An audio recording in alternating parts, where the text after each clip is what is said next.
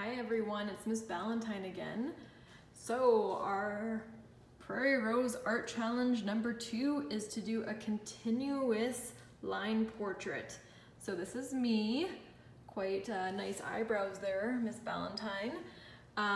So the purpose of this is to create a self-portrait with a continuous line. So line is very important when it comes to art, obviously being one of our principles and elements in art.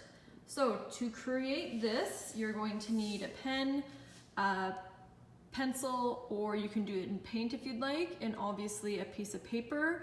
You could try black paper with a white crayon, or you can do white paper with any color you'd like to do. So it has to be a self-portrait.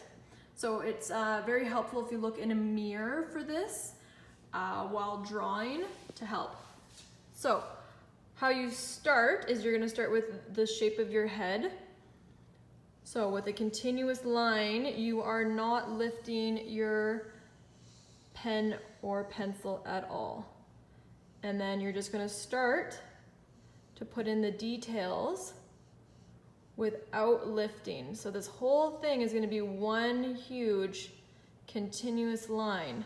Now you can go back, like for example, if I wanted to go back here and add my eyebrow, I can, and then I can go back onto this line, but you're not lifting at all. And then connect, and then our ears here, and then maybe I'll go down to my mouth this way, and I'll go up with my nose this way. So obviously not my best work, a little bit better, just because I'm not holding the iPhone. So that's your challenge for the Prairie Rose Art Challenge.